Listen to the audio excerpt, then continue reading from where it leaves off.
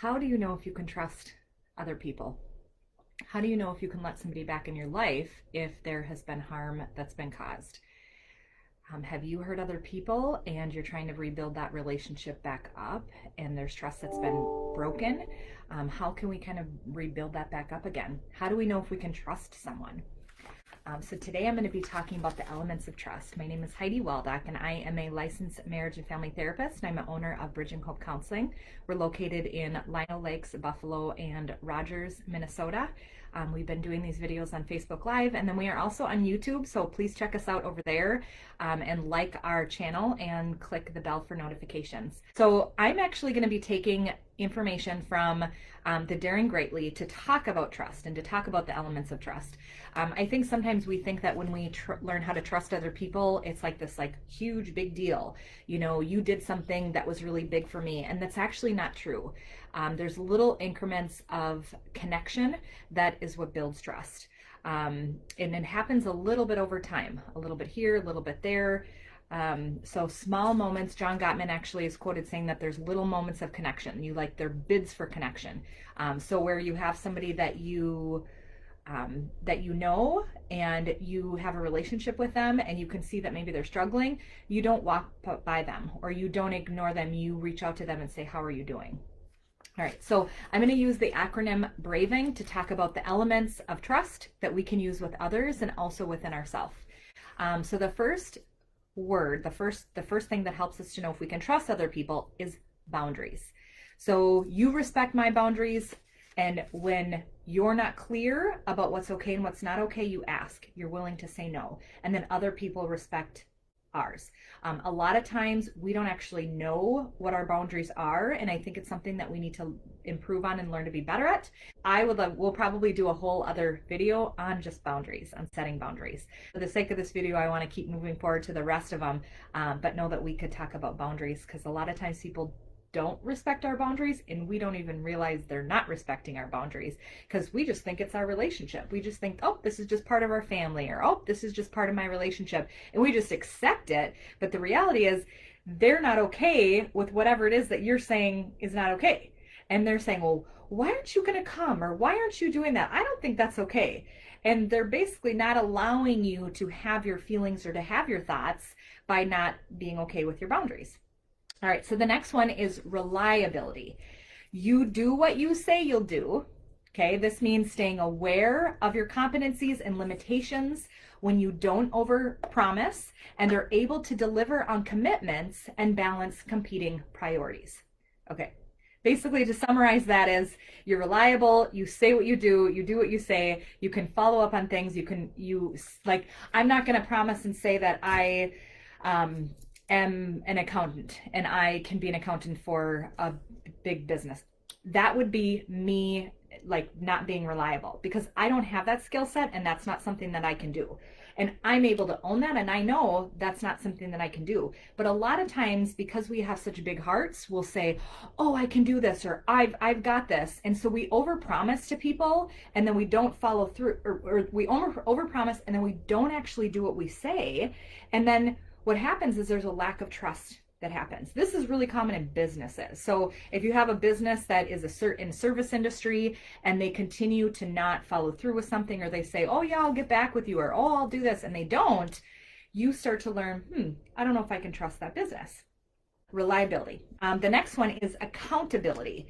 So this is you own your mistakes, you apologize, and you make amends. This is really important. And it's not something that we should feel ashamed about. We got to own it. There is something about owning your mistakes and saying, yeah, oh my gosh, I'm so sorry.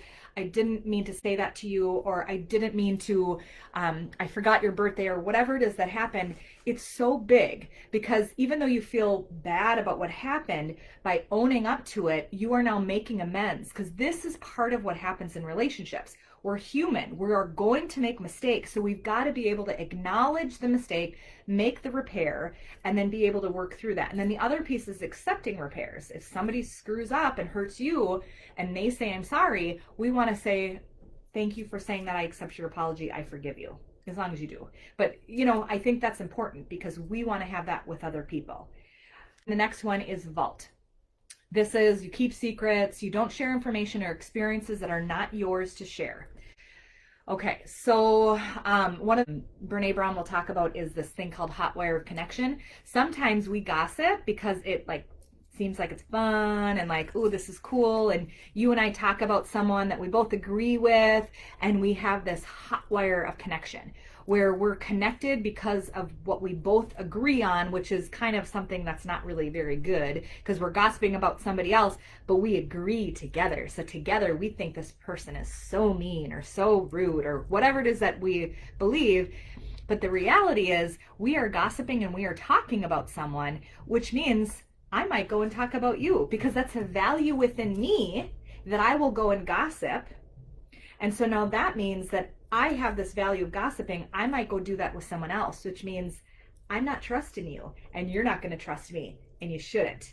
Because if I'm gossiping with you with someone, I might gossip about you. Okay, so being able to vault that information and keep that private about other people. And then here's the other thing. Let's say you watch someone else having an argument or having a fight. That's their argument, that's their fight. Sometimes we get too involved in other people's situation. It's not our business, it's theirs. You can maybe offer support and you can say, oh, I hear you. Oh my gosh, that's so hard.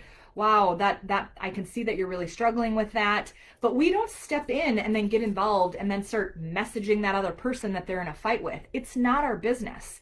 We're just there to listen and to lend a hand and love them and support them and hear them, not get into other people's business. Okay, so vault is that you don't share information that's not yours. We keep secrets. And then the next one is integrity. You choose courage over comfort. Choose what is right over what is fun, fast, and easy, and you choose to practice your values rather than simply professing them. I think out of all of these, this is probably the most difficult because basically what this means is you are stepping out and walking out your values even when other people might not be okay with it and it might be uncomfortable.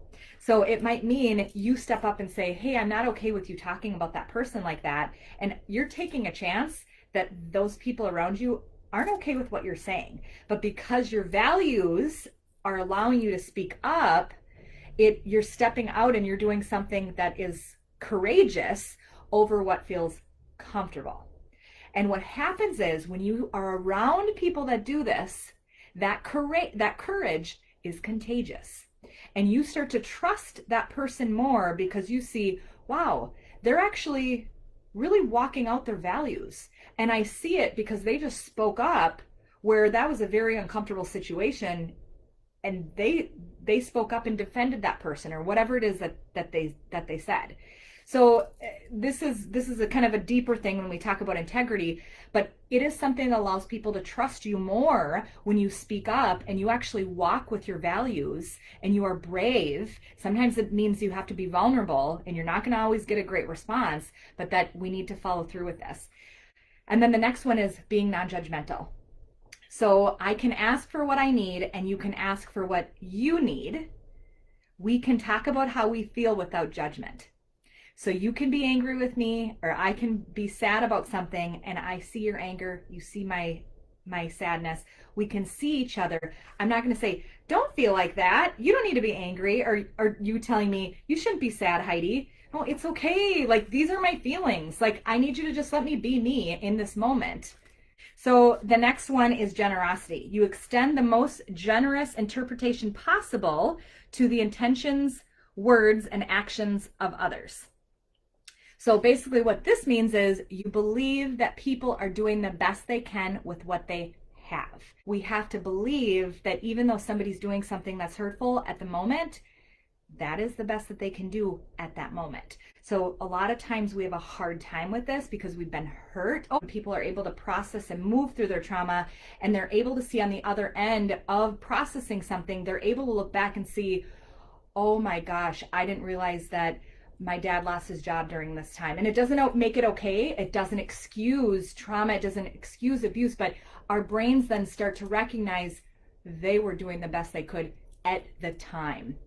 And what it does is it shifts our lens with how we actually see people. Instead of seeing the world as this, everyone's doing something to hurt me, or everyone's doing something to hurt someone else, or I'm doing something to hurt people, we start to see the world that people are doing the best they can with what they have. And then our trust actually starts to increase, and we start to have more meaningful relationships.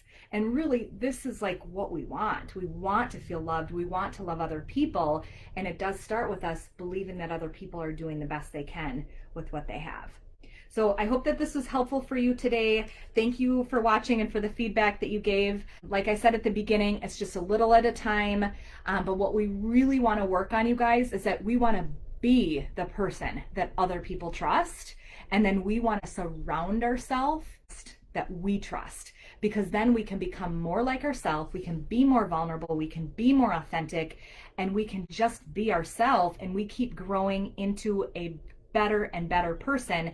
And we're doing the same for other people. We're helping other people to continue to grow and become a better version of themselves.